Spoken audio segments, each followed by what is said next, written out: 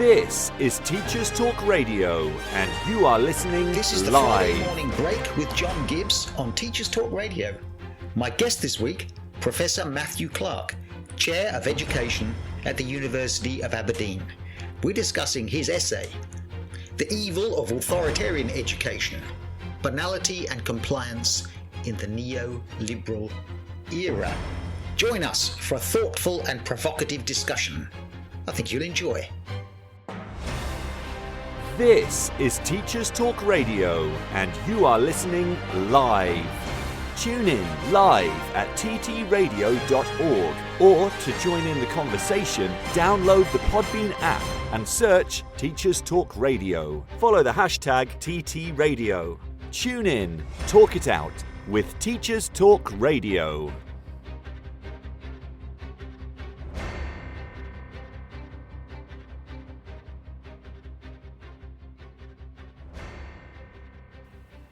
It's Friday morning, and whether you're a teacher or whatever profession you currently occupy, that's never bad news. The weekend's coming up, the working week nearly done, this one a little shorter because of the bank holiday. Hopefully, if you are a teacher, and most of our listeners are, your week has been fun, enjoyable. You feel you've accomplished something. Many teachers, though, find it stressful. Well, that's no news to anybody. And of all the things teachers find stressful, and we could make quite a list: Ofsted, bureaucracy, collecting data, marking, reports, etc., etc. Probably the one that stands out for many teachers, and it certainly did for me in my teaching career, was if you've had a hard time with discipline. If you're unfortunate enough to be in a school where the discipline policy, or discipline generally, or for whatever reason, discipline is bad, misbehaving students, classes that won't listen, low-level disruption, in worst cases violence against teachers, can be the most difficult and most stressful things that teachers face. I know for many of you, and certainly for me, if I knew that tomorrow morning, or Monday morning that is, I was going into school and I knew that students would walk quietly along the corridors, would fall silent as they went in the classroom, would pay attention, listen carefully, and do their best, I might well be delighted with such a prospect. And indeed, listening to this, that may be your ordinary experience, or it may be something you really wish was your ordinary experience. One of the most interesting developments in education of the last few decades has been the ultra-authoritarian school. Not authoritarian in the sense of some school of the 1950s where students knew about discipline and knew who was in charge, and back then they were well behaved. Not some bucolic past, but a kind of all-encompassing discipline. Silent corridors, slant, sit up, listen, track the teacher with your eyes, pay attention at all times, work hard, chant at the beginning of lessons. At the United Learning Trust School in 2021, students began the lesson by chanting, "Silence is my natural state." While at Astria Multi-Academy Trust, pupils follow slant, sit up, lean forward, ask questions, nod your head, track the teacher, etc., etc. Michaela School, Mossbourne School, and others are famous for the iron discipline, where schools at the Athena Learning Trust send children to reflection for 2.5 hours in a silent hall for transgressions such as touching another student on the shoulder or dropping a pen. First time, every time. Zero tolerance of poor behaviour. This is new. This is very interesting. And what does it reflect? That we finally learned how to run schools properly. That we're learning to protect teachers. Certainly in schools like this, they point to outstanding exam results, often in difficult areas. That students love the structure and the discipline and the order that's brought to their maybe otherwise chaotic lives. Critics, though, point to the cultish quality that students and parents buy into, the hidden selection of students by excessive exclusions, or making it clear that you're not really wanted at this school unless you do buy into its values, that it wouldn't work in most schools, but can work in some. And the example of those some schools where it works are used as a means of criticising schools generally, the bog standard comprehensive, if only they could be more like that. Whether it's applicable generally across education or whether ultra-discipline is the future of schools is one of the debates of our time. So I was struck when I came across the work of Professor Matthew Clark. Professor Clark has had a long career in education. He's taught in all levels of schools, early years, secondary schools, inner city and so on. He's taught in Scotland, England, Australia. He's lectured, researched and written, particularly in fields including social, political and psychoanalytic theories, focusing on developing critical analysis of education policy. So, judging from the article, The Evil of Authoritarian Education, I suspected that his viewpoint would be quite critical. I think you'll enjoy our discussion.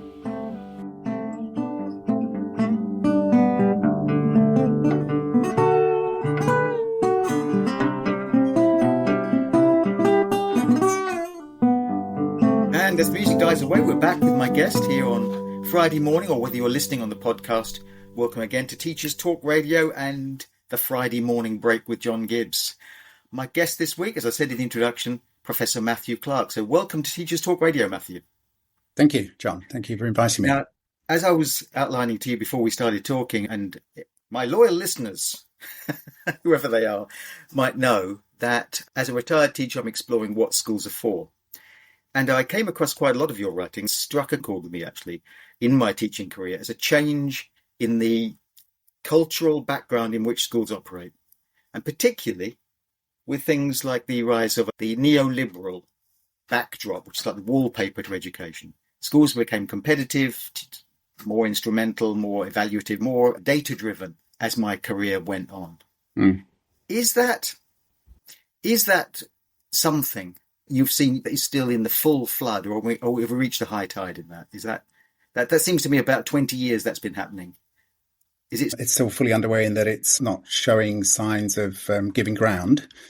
I don't see policymakers backing away from pursuing the sort of data-driven, competitive, performative cultures of education. It's losing ground in the sense that I think it's becoming increasingly clear to educators and to many families and to young people in schools that it's inappropriate and ineffective and alienating. But I sense certainly in England, which is where, I'm now in Scotland, but I was working in England previously for 8 years, a sort of a doubling down on the part of policymakers and repetition of the same sort of formulaic responses, laden with rather empty words about, quality and standards and accountability and performance, which all sound reasonable words, but they're sort of just trotted out as almost leitmotifs, Yes. But the complexity, they cover over a whole lot of complexity and contradiction.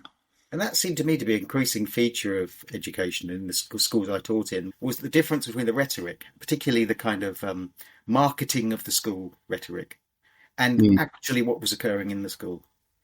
And one of the consistent themes on Teachers Talk Radio has been a sense of crisis, not just a sense of crisis in terms of teachers' recruitment, but also behaviour in schools. And something is fundamentally wrong with the way we're doing schools.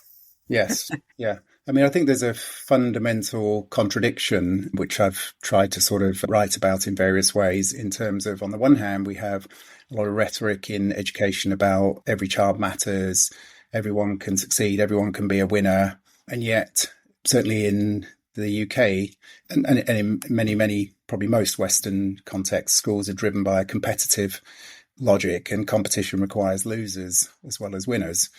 And so everyone can't be a winner. And so there's this sort of double speak going on in education, which I think is one way of understanding that sort of dysfunctionality. But there's so many more ways. I mean, when I think of our reliance on high stakes assessments in education, which are individualized in artificial conditions, in an exam hall, which are collaborative, they're not complex tasks. They're not the sort of unforeseen tasks that are, whereas when you look at the 21st century workplace, what organizations say they want is people who can work in teams, people who can collaborate, people who can deal with unforeseen, ill-structured problems.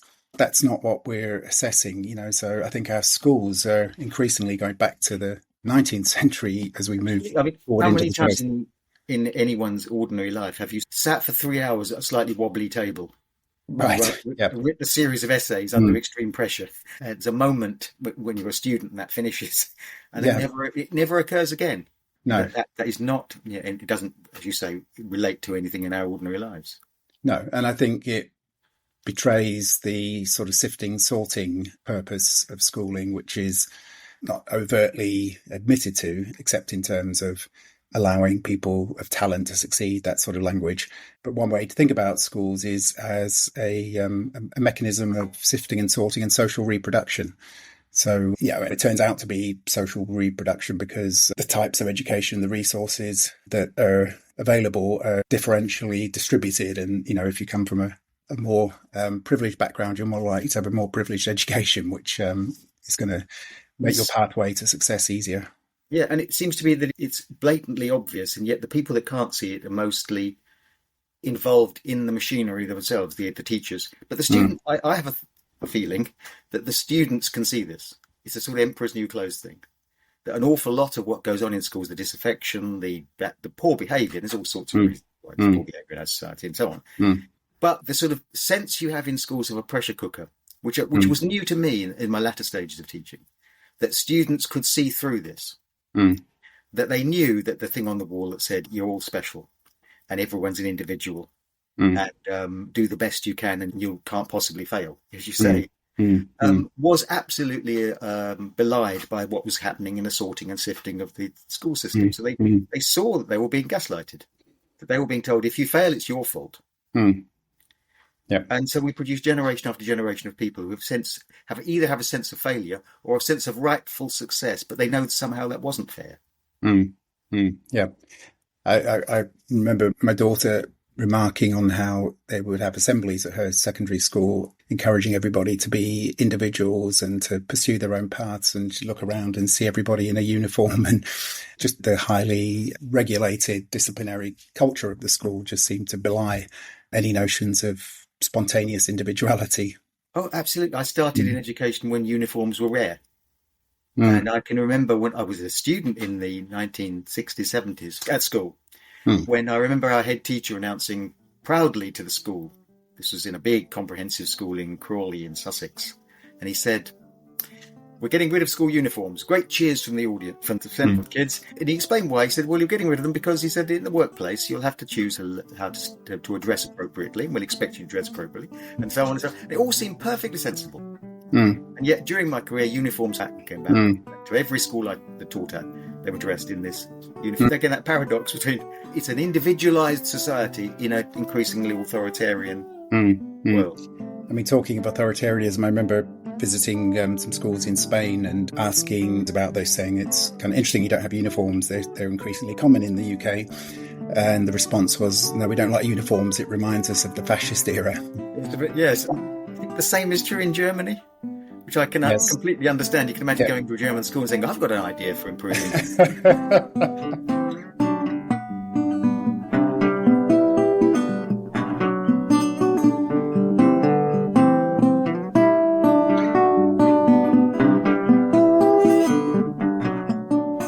Listening to the Friday Morning Break with John Gibbs. My guest this week, Professor Matthew Clark, Chair of Education at the University of Aberdeen. We're discussing his essay, The Evil of Authoritarian Education, Banality and Compliance in the Neoliberal Era.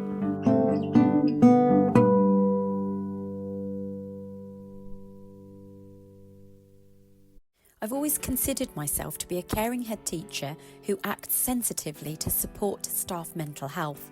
But what I found increasingly difficult was managing the negative impact on staff mental health when resolving issues related to their employment or daily work.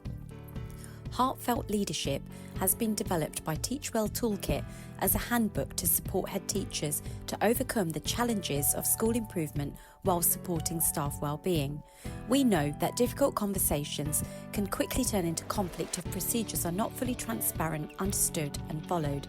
Our handbook takes you through step-by-step processes while maintaining mutual respect, avoiding conflict and finding solutions.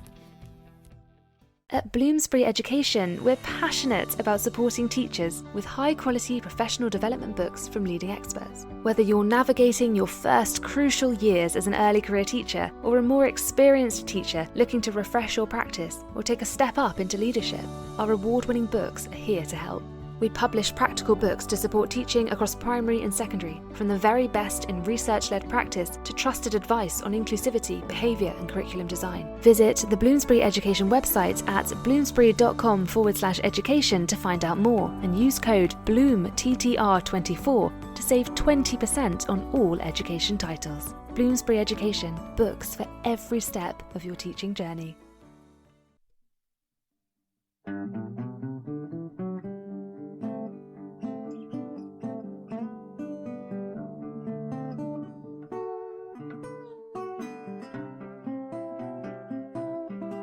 One of the articles that stood out, and I said before we started that I'd like to talk about it, because the title jumps out, and it says that you've written this article called "The Evil of Authoritarian Education, of Banality and Compliance." Now, there might be people, and I think the article goes on to say exactly this, that you might read this and think, well, evil's a big word to use about something as wonderful and benign as education. We're all in it for the good of the students and so on.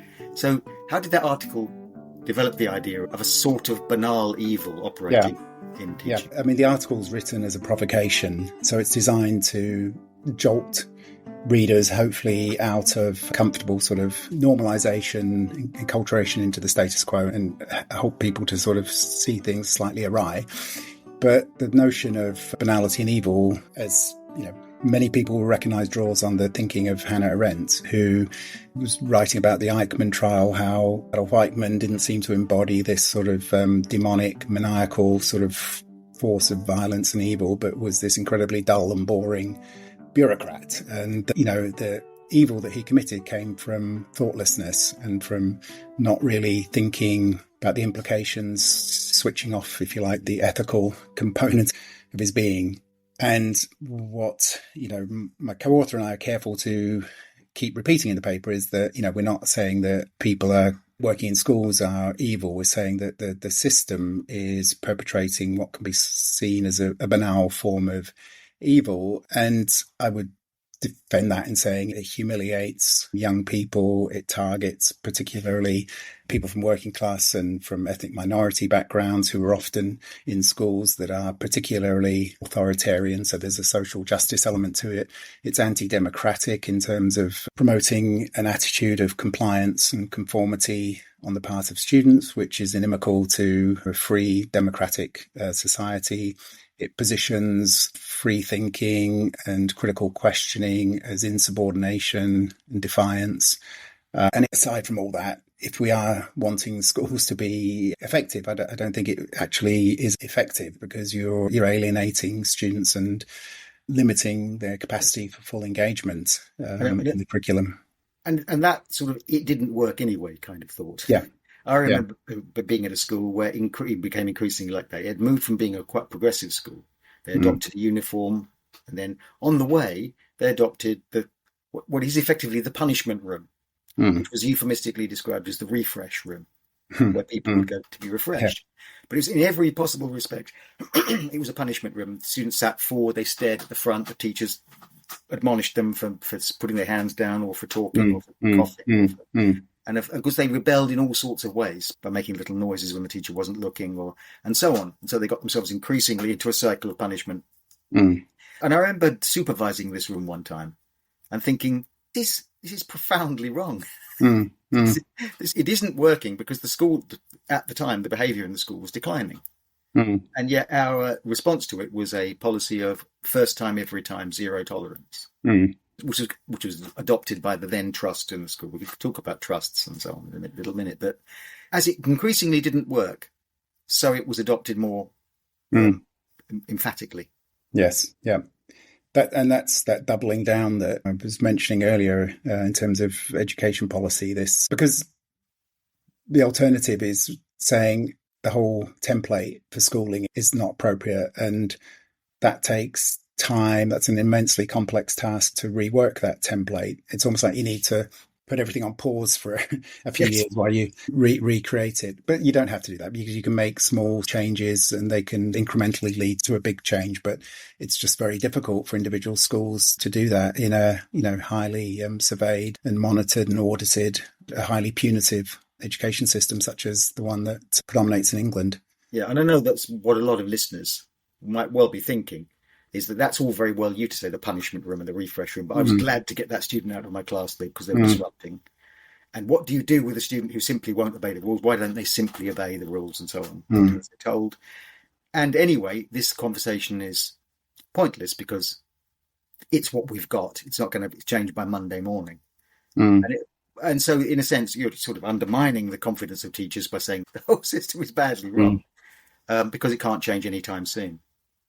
Yeah, I mean, that's right. We're in a catch-22 situation in some ways, but I think what I would say is that teachers need to, when you said you had that sense that, this is not right, there's something wrong here. I think teachers need to share that with colleagues. And again, it can be very difficult in some schools because some schools encourage cultures of peer surveillance. And I spoke to a teacher who was saying she expressed some critical thoughts about the school that she was in. And then the next day she was called up before the head teacher and sort of given a dressing down saying, we don't have negative thoughts in this school.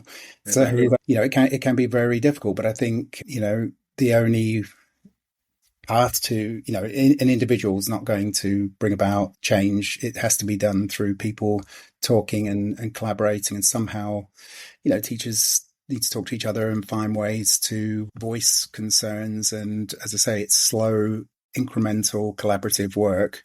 But over time, I think there are examples of schools that are defying the current sort of templates and refusing to go down that sort of zero tolerance path, which is, I would say, is a road to nowhere, because the even when it works, it's not working because you're producing students who only do what you want out of fear, and you're encouraging compliance and conformity and anxiety and a lot of sort of suppressed feeling. And those students are not going to thrive in the world if they are only able to function in a system where they respond to commands. And yes, I mean, the school that will be mentioned often is the Michaela School, but you've got schools like Mossbourne and other trusts who have adopted these, what you might call hyper-discipline. So it's not the kind of discipline I remember, what people have referred to the 1960s when I was at primary school, and it was perfectly okay for teachers to hit students and such like, and walk around with a cane. I remember Mr. Papa who had a cane. Anyway, hyper discipline is something like that people of those days would never recognise at all. You walk one side of the corridor the other day in Mossbourne, you chant a sort of obedient chant before the lesson starts that you won't disrupt and you were determined to learn, and so on. But there'd be quite a lot of teachers might be listening to this. So I've been to Michaela. It's lovely. You walk around and there's a polite student shows you around these pristine corridors, and there's a silence. There's none of that mad noise coming from some classroom. And you walk in and they're all learning and it's disciplined and the parents love it. So, and in fact, it will be described as the model. It has been by people like Boris Johnson and so on. As the model of this is the future of education. Yeah, I mean, I'd say to that I remember picking up Michaela's Battle Hymn of the Tiger Teachers and seeing, the endorsements on the back from Michael Gove and Boris Johnson and Toby Young and Roger Scruton, and Michael Gove describing it as his gospel. And I can't help but think there's a touch of hypocrisy here, because they don't send their children to schools like that. It's for other people's children that this model is prescribed. And yes, that's interesting, because Eton isn't like that. I mean, Eton's famously they wear this very elaborate uniform, but that's not what Eton is like. No. They've the sort of approaches that are demonized in what I would call the sort of popular right-wing educational discussions. Progressive education is what's being practiced at those elite institutions. So there's an irony at work there. But again, I'd say those students from Michaela, I mean, the real world's not like that in terms of this incredibly ordered and underneath that, of course, don't forget there's the students who've been chucked out, so you've got a sort of residue there of those who have been able to survive and fit in with that system. But that's not preparing them for the hustle and bustle of the outside world.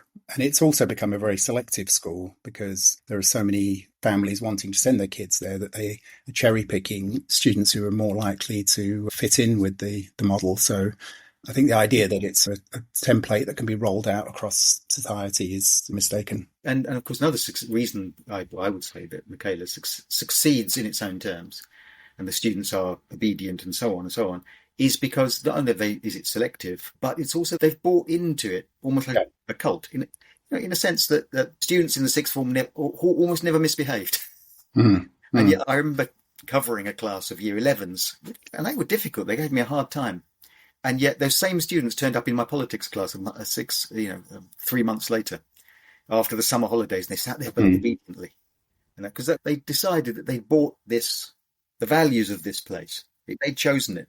And I remember starting the lesson by saying, this is different because you have chosen this, so you've been empowered, to some extent, but back there you were prisoners of the system. So to some extent, Michaela, like any organisation, it's as old as the hills. If you can get people to buy into the values of a thing, they'll be obedient. I remember Michael Fielding and Peter Moss's Radical Education in the Common School, and they describe St George's in the East, which is going back to the 1950s and 60s, but a school that was based on a radically democratic model of children being incorporated into determining the rules and the practices of the school. So there's an alternative way to get, buy-in from students, but it's, democracy is not efficient and messy too. And, we seem to prize efficiency and, above all else in education. I mean, going back to your question about the purposes of education at the beginning, Gert Biester talks about the, 3 purposes in terms of qualification, getting students to get, the credentials that they'll need in the future, socialization, equipping students to become members of society, but then the one that's neglected, the subjectification in that, providing the conditions where students can become who they are and find out who they are and develop as human beings and as democratic citizens. And that purpose can't be so, in terms of explicit opportunities when it's going to happen. It's something that's a bit more tangential. But I think just being aware of that purpose of education, which I don't think it's just not there in policy at all. But I think just being aware of it helps to enable you to provide opportunities for it to occur. Is the urge towards the sort of compliance school, the disciplined school, is there an underlying something attached? I'm going to get very lofty now, really. That we live in a fearful society, and we're afraid of children, and we're afraid of the chaos they represent, quite rightly represent. Yeah, I mean, Diane Ray wrote a really powerful paper in Forum 3 to 19 recently, and she talked about 3 sort of pervasive fears running through education in England at the moment. And one of those was fear of young people, adults' fear of young people, fear of their sort of unruliness and energy, middle and upper class people's fear of working class people, and English sort of buttoned up society's fears of emotion and feeling, and the sort of highly structured and regulated environment sort of being a way to contain any, prevent any eruption of emotion and feeling. But those are, that's something that's part of being human, as it were. Yeah, and that's interesting that because I'm, anyone, my parents would have very much bought into the idea that my father would complain if he saw someone on the television who was over emotionally. So look at them going on. And if I complained about something, my father would tell me not to go on all the time. And yet that, you think, so well, that changed, didn't it? Because we became much more expressive, much more individual. People whoop and shout, anything now, people are much more able to express themselves. And yet that's not true in schools, as you say. No. In school, it's about being quiet. There was sit forward or sit up, lean forward. Ask and answer questions, nod and track the teacher. Yeah, that's, and I mean, it's interesting that whole, and that's all a big part of the, teach like a champion and the whole zero tolerance culture that has come over to colonize English schools, but Where did it come originally from? came from the prison system in the US, certainly the whole zero from policing and prison culture, and then made its way into charter schools in the US, and then sort of has made its way into academies in England. So it doesn't have a very noble lineage, shall we say. Because I saw an article, I think it was in the Washington Post, where some schools in America, and they cited the Michaela School, were saying hyper-disciplined schools in Britain were the way to go in America. So it's it seems like we're exporting it back. Yes. Yeah. And yet, the KIP, knowledge is power program schools in America, as I understand, have dropped a lot of the zero tolerance baggage, admitting that it was discriminatory against, students from ethnic minority and working class backgrounds. Is there an element, part of the fear, one of again, in my lifetime, Britain's become a much more diverse, ethnically diverse, culturally diverse society. Is there an element of fear there that as that happens, so we must find a sort of Britishness, because the little school uniform that's based on some romantic idea of, the way kids looked in the past, the school uniform's return is in a sense, if only we could assert Britishness again onto a world that isn't the Britain that we want.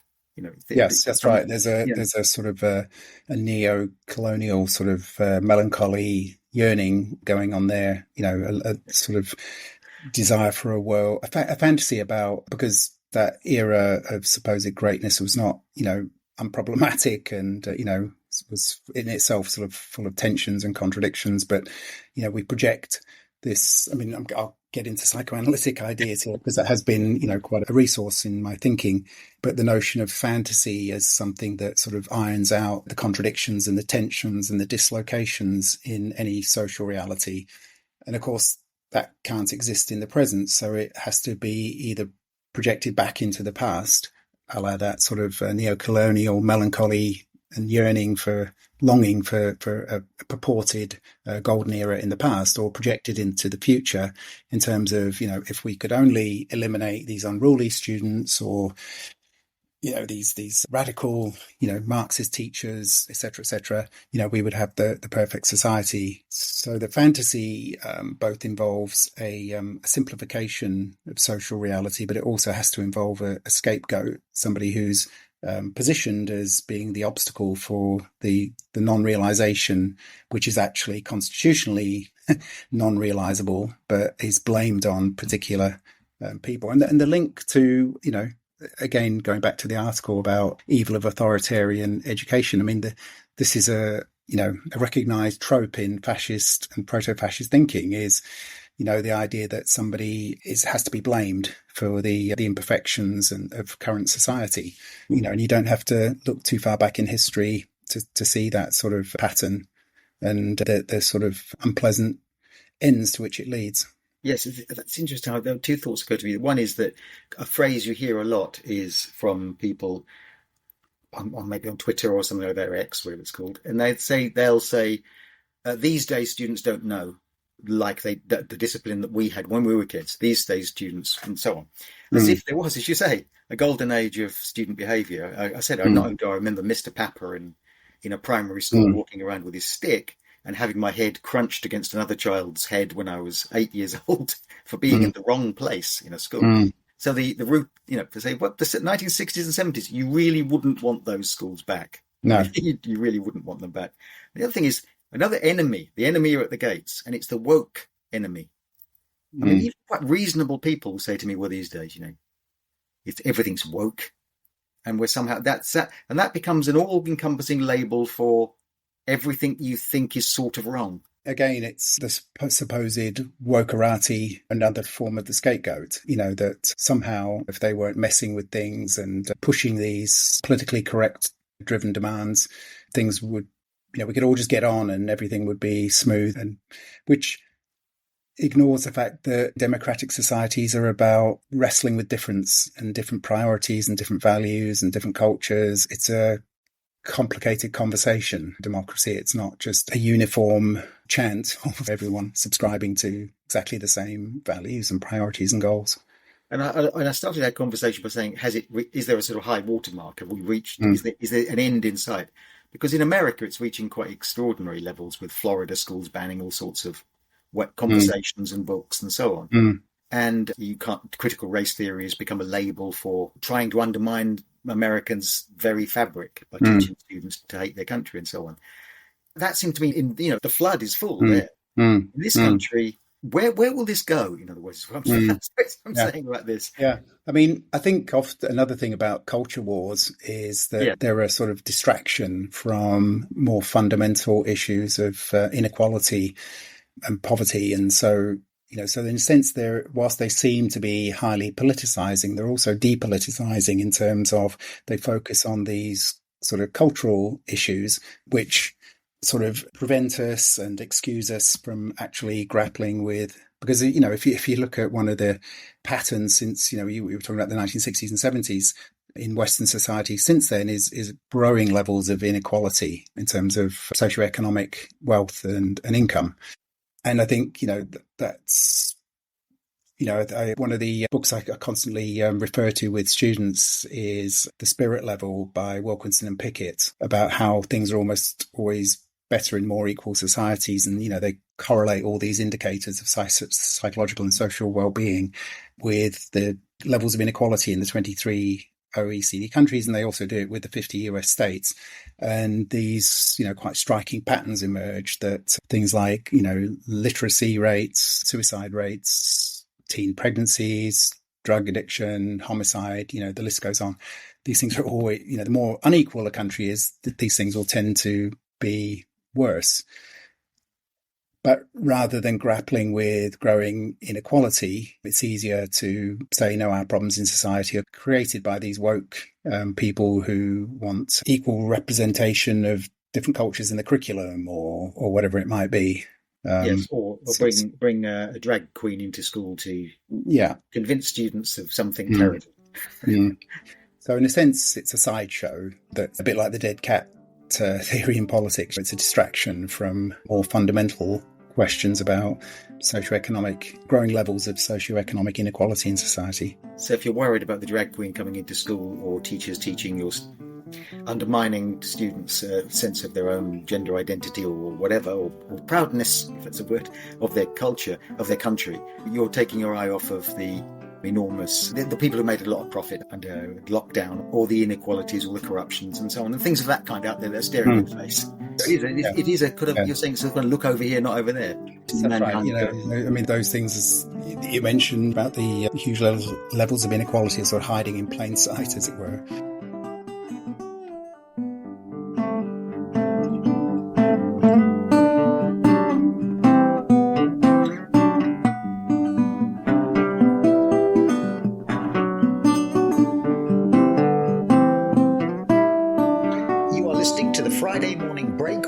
Gibbs. My guest this week, Professor Matthew Clark, Chair of Education at the University of Aberdeen. We're discussing his essay, The Evil of Authoritarian Education, Banality and Compliance in the Neoliberal Era. Join us again after the Teachers Talk Radio News.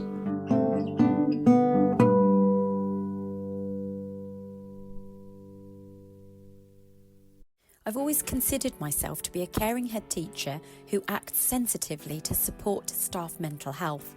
But what I found increasingly difficult was managing the negative impact on staff mental health when resolving issues related to their employment or daily work. Heartfelt Leadership has been developed by Teachwell Toolkit as a handbook to support head teachers to overcome the challenges of school improvement while supporting staff well-being. We know that difficult conversations can quickly turn into conflict if procedures are not fully transparent, understood and followed. Our handbook takes you through step-by-step processes while maintaining mutual respect, avoiding conflict and finding solutions. At Bloomsbury Education, we're passionate about supporting teachers with high-quality professional development books from leading experts. Whether you're navigating your first crucial years as an early career teacher or a more experienced teacher looking to refresh your practice or take a step up into leadership, our award-winning books are here to help. we publish practical books to support teaching across primary and secondary, from the very best in research-led practice to trusted advice on inclusivity, behaviour and curriculum design. Visit the Bloomsbury Education website at bloomsbury.com/education to find out more, and use code BLOOMTTR24 to save 20% on all education titles. Bloomsbury Education, books for every step of your teaching journey. This is Teachers Talk Radio News with John Gibbs. The first story this week is once again Ofsted. Following last week's news that, contrary to advice from the cross-party committee in the House of Commons, the government would persist with single-word assessments of schools. This week, Ofsted Chief Sir Martin Oliver announced that he would like Ofsted inspections to feel more like a peer review. At the Schools and Academies show on the 2nd of May, Sir Martin indicated that Ofsted had embarked on a reform journey, and he further noted that he wanted Ofsted inspections to feel like, in some ways, a peer review system. While Ofsted and Sir Martin have launched the Big Listen consultation, a group of former Ofsted inspectors, academics, experienced teachers and head teachers, led by Professor Colin Richards and Frank Norris MBE, have launched the alternative Big Listen. They've set up their own website and are accepting responses and views from across the education world. The 50% rule in English faith school admissions, introduced in 2010, stipulating that where newly established academies with a religious character are oversubscribed, at least 50% of their places would be open places, i.e. allocated without reference to faith, is to be scrapped in plans announced by the government. The government also plans to allow churches and religious groups to open faith-based schools for children with special educational needs, which campaigners warned could raise ethical issues. Proposals to scrap the 50% cap, which only applies when schools have more applicants than places, are opposed by Rowan Williams, the former Archbishop of Canterbury, on the grounds that it would be divisive and likely to penalise disadvantaged children by denying them access to local schools.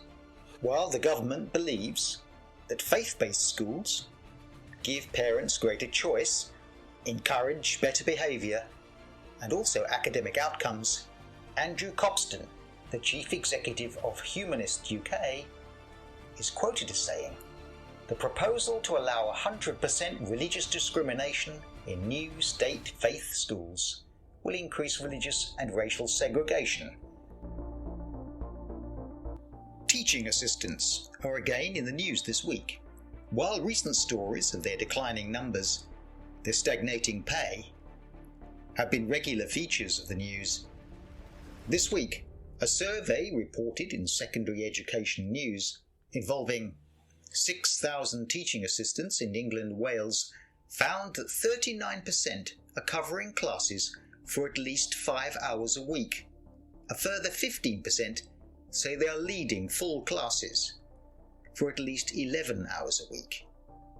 National guidance states that support staff should not actively teach any classes they cover, but 75% of the teaching assistants said they have ended up teaching rather than supervising. Astria Academy Trust, which controls 26 schools in the Yorkshire and Cambridgeshire area, is seeking to hire a new executive head teacher on a salary between $116,000 and $133,000 a year. These salaries might seem generous in the light that the St Ivo Academy, a secondary school in St Ives and run by the Trust, is making cuts for classroom resources, but it should also be placed in the light that the new executive principal position comes with 3 layers of management above it. Above the new executive principal would be Secondary Regional Director for Cambridgeshire, Jo Mayhill Johnson. Above her, in the Trust's hierarchy, sits Richard Tutt, its Director for Secondary Education, and above him, Rowena Hackwood Astria's chief executive. And the number of Astria's employees paid at least $100,000 a year has increased from 7 to 10 from 2022 to 2023. It is reported that Ofqual have warned that exam results, GCSE and A-level, will be down this year. This will be the result of the return to pre-pandemic conditions, meaning candidates had no prior warning of what might be coming up in the exams, and the lost learning that resulted from the COVID pandemic. In an interview in Education Week, the statistician Dennis Sherwood once again stated his view that A-level and GCSE grades are only reliable to one grade either way. If you wish to listen to interviews with Dennis Sherwood, you can find them in the Teachers Talk Radio back catalogue, or follow many of these news items on the weekly review on Sunday mornings. This has been your Teachers Talk Radio News with John Gibbs. Thank you for listening.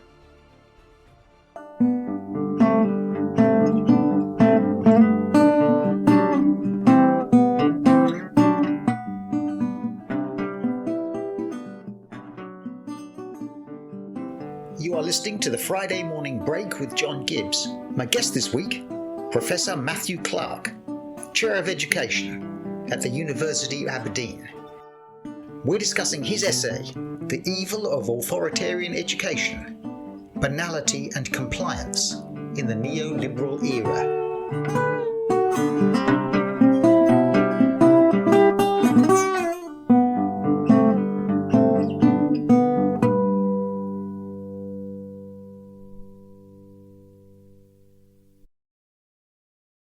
What you would really like, in a sense, is, well, we might all like, I don't know if anyone listening to this would like this, but is to start again. You could go for a sort of zero. We almost had that. It seems to me there was a missed opportunity.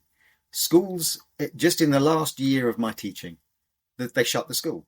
I don't know something like it. They cancelled the exams and everyone was sent home. And I thought, well, our schools have closed sometimes. We had a fire or something, but not every school closed, and all the exams in the country were cancelled. And then there was a great sort of about what to do about this. And they came up with an algorithm. And the algorithm was so patently and obviously unfair that it was rejected. But it was a bit like seeing, the scene in Casablanca where he says, gambling, I'm shocked. I thought, you're shocked to see unfairness in exams.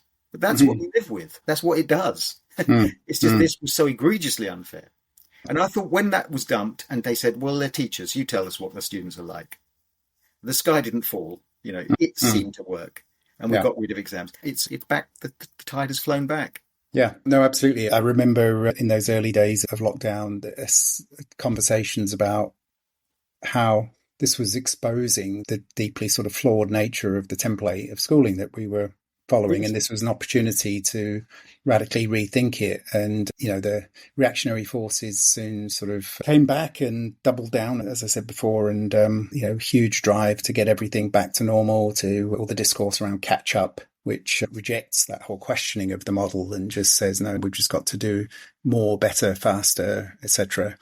So, yes, a huge missed opportunity. But, there are examples, Finland in the 1970s of countries completely rethinking their education system. And as I say, you don't have to do everything at once, but, you have to have an alternative sort of vision in mind and then start to work your way towards that. And of course, with the global education race, with PISA and things like TIMSS, that all those add pressures to countries to keep doing things more, just keep tinkering at the edges and not sort of radically rethink the purposes of education. And if you say things like, we should abolish Ofsted, you immediately say, well, you can't get rid of any kind of accountability. Well, no, clearly you're not saying that, but you should. Or if you say, well, I think we should radically reduce the number of exams that we have one of the most examined societies in the world, and they're very high stakes, and also they're unreliable and unfair. You say, well, that's all also bonkers. What you'll be presented with is if you're saying to yourself, well, we should end capitalism. Well, because what someone will then say is, what would you do? All very well to say that, but there is no alternative because these things make a sort of common sense. They're just there. That's what you have to do. Mm. So I mean, that's right. And you can see examples there of other countries that don't have inspection systems, for example. You can look around the world and see that there are examples of systems that don't have these mechanisms, technologies in place to monitor and enforce compliance. And the sky is not going to fall in if you get rid of these things. you're the chair of education at Aberdeen University. And so do you find that when you present these sort of ideas to people in the education world, that you're a lone voice? Or is this a disconnect between what can be blatantly seen by people who have the time to see it, academics, and is simply out of touch with politicians and the teaching profession because they're all too busy, they're caught up in the system? So do you feel this is sort of banging your head against the wall with this, or you're a hopeless, you're accused of being a hopeless idealist or something, or a lefty? Yeah. No, I mean, when I speak to, teachers and teacher educators, but, certainly to teachers on courses that I teach, there's often, a relief in the sense that, people, someone like me, is expressing and perhaps putting into different words frustrations that they feel. I mean, obviously, I can't speak for all teachers, and there'd be many people who would vehemently disagree with my views and the lines that I'm taking. But I do come across many teachers and educators who are similarly frustrated with the system. I think it does become difficult to lift your head up and sort of see the bigger picture when you're immersed in it on a day-to-day basis, and the just surviving and coping and getting things done according to the demands that are made on you can become quite overwhelming. But my sense is that a lot of educators recognise that there's huge problems in the current sort of template of schooling. And we mentioned, as you say, caught within the system. You've got your year nines after lunch. You've got the other group tomorrow morning. It's very difficult to say, well, you don't want someone in the staff room to say, well, maybe change the education system. It's right here in front of your eyes. The other thing I think, and again going back to the term evil, is that the enormous rise in it's gone not unnoticed, because it has been noticed, the enormous rise in teachers being removed with non-disclosure orders. And they're just absolutely extraordinary number of people who now move out of schools because they have done something like you described earlier, have stood up in a staff room and said, that doesn't work. or I don't think the school's working. And they diverted from the corporate message. So there's a disciplinary, what I'd call it, bullying culture that is happening. And again, lots of teachers out there today will say, I love my school, we're a community and we get on really well. I've talked to a woman who advocates for cultural, she calls it values education in a primary school. And when I listened to her talk, I thought, I want to go to that primary school. I'd have to be 8 years old, but I want to go to that primary school. Sounds delightful. So there's lots of that happening. But there's also, I think, a pervasive culture of bullying, which it's difficult for unions to stand up to, and it's difficult for teachers to stand up to. No, absolutely. And again, going back to the interviews that I mentioned earlier, one of the teachers that I interviewed in a multi-academy trust, the north of England, recounted how, the first day of his employment, he and the other new recruits were, taken to the head teacher's office. And the first thing that the head teacher said is, we don't do unions here. And of course, multi-academy trusts don't have to hire a unionised labour. So there's been many sort of policy moves taken to sort of diminish the power of organised labour, and it's in effect divide and rule strategy. You prevent people from coming together and finding solidarity, and you sort of individualise them, and then they're much easier to control, and they become fearful of talking to other people. Yes, I've spoken with teachers who have described in quite horrifying detail the way those sort of cultures work in their schools. Yeah. And again, it would be reversed back to the teacher. The sort of common observation that's been right through teaching is that those students are all right for me. That if you've got a class that's misbehaving, well, that's your fault. Teach better. And that sort of seems to be exaggerated, appear in an exaggerated form, where you need to buy into the system, buy into the culture. And also a diminishing of teachers' autonomy. I remember an extraordinary event at a school I was at a few years ago, where they gave the teachers little plastic cards with prompt phrases to use when talking to students. So if you saw a student misbehaving, They were worried that it was an idea. They'd got a consultant in, this guy said, about de-escalation of conflict with students. So you'd say things like, I'm disappointed to see you doing this. How would you like to behave better? I'm paraphrasing. I can't remember what it was. In other words, I'm not expected to simply learn this or learn from it or use my own experience. I pull out a plastic card and read it to the student. I might have a little microphone project from my lapel. And again, been in schools where teachers all have to follow the same template for their lessons. So, 5 minutes of setting out the objectives for the lesson at the beginning, which is in itself kind of, I think, problematic in terms of it doesn't allow for any sort of unanticipated learning to go on. It's predetermined in that way. But then 10 minutes of this sort of activity, 15 minutes of this, and a PowerPoint template that goes with it. And teachers are all, no matter what the subject, all expected to follow this same template. And it puts a very low ceiling on the professional growth and development of teachers, and as you say, undermines teacher autonomy in a quest for uniformity and consistency and efficiency and these sort of ends, which are in many ways quite anti-educational. And you mentioned earlier, Finland is often held up as a great example of a good school system. They had to make a decision some decades ago where they said, literally, there's a sort of moment in history where they said, is teaching a craft? You just got to get teachers to do it properly. Or is teaching something that we're not sure how to do, in a sense, and therefore we need to continually explore it. They chose that route. And they said every teacher must have a master's degree because they need to ask themselves questions like about their own success, they'll expect it during their career to trial certain things. In other words, the teacher becomes a researcher of their own profession. It's enormously empowering. Yes. And then the most stunning thing I heard about Finland, I hope this is true, is that it's harder to get on to a teaching training qualification in Finland than it is to get on to adopt medical training.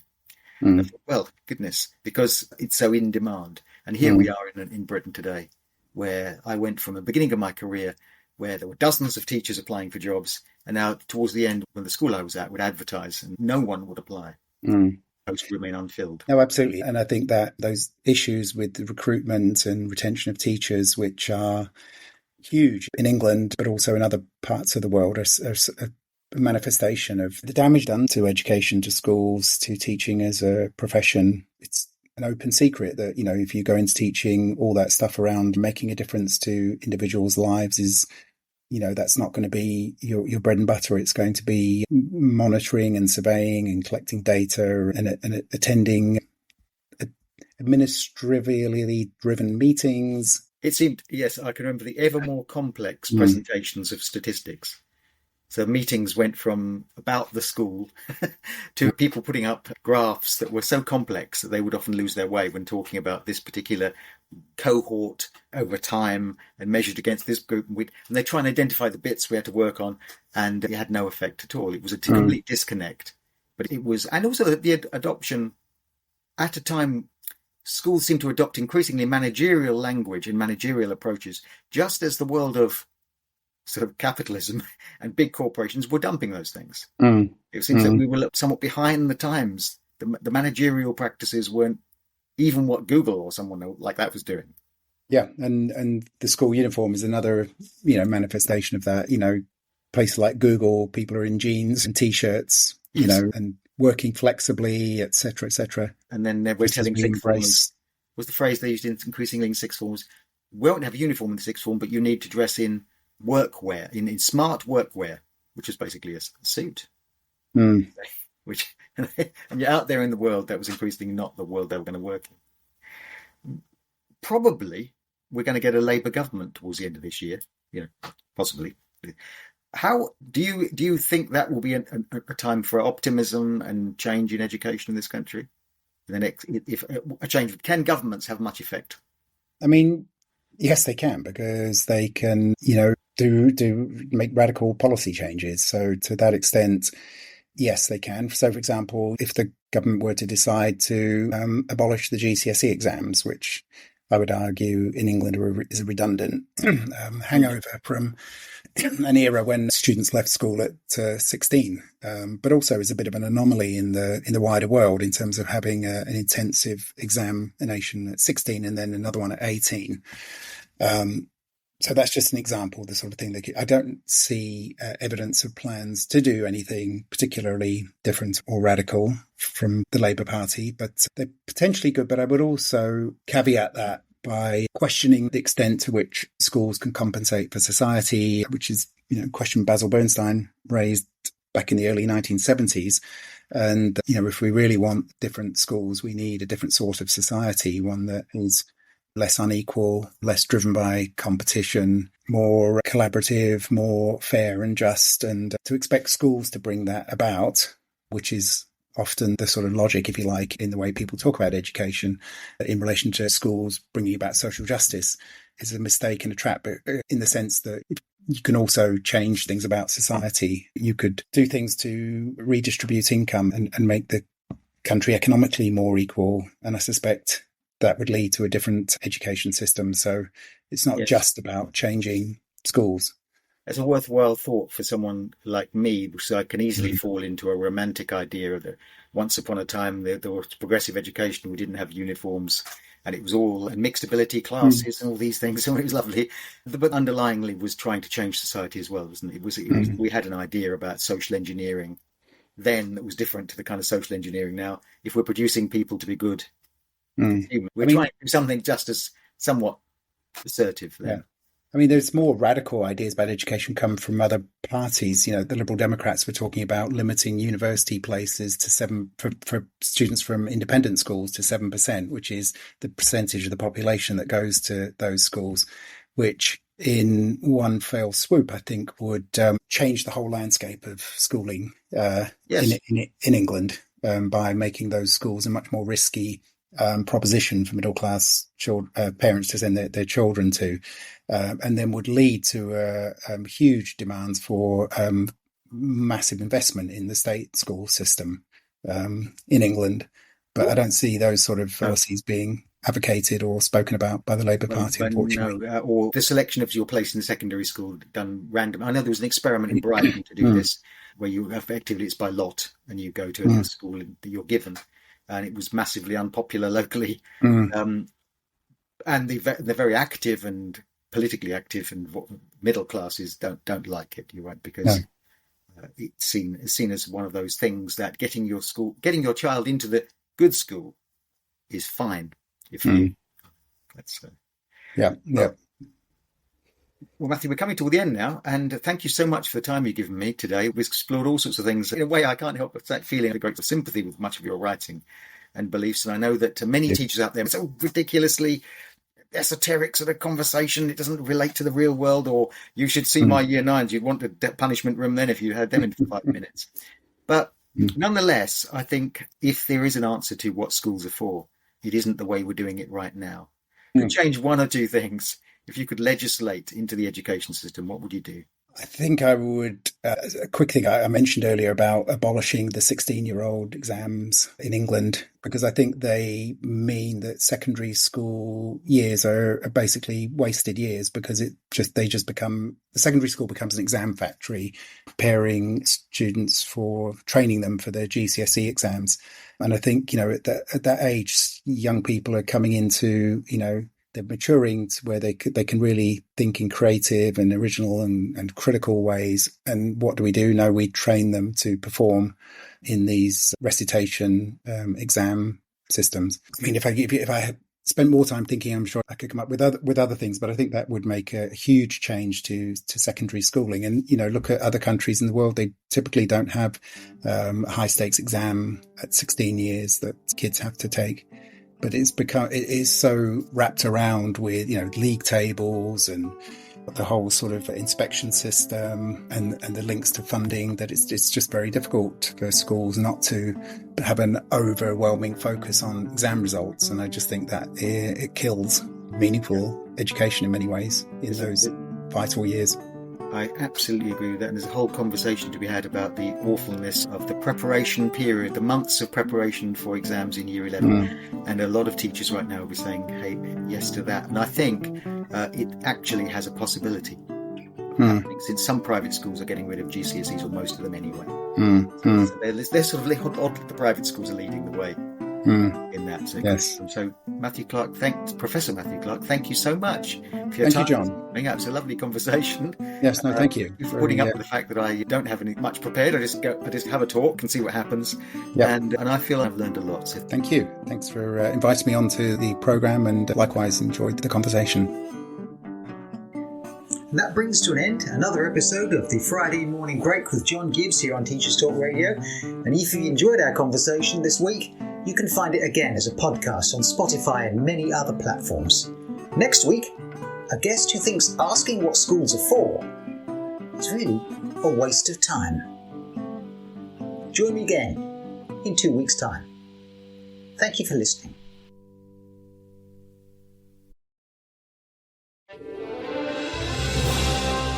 You've been listening to Teachers Talk Radio. Listen back at ttradio.org.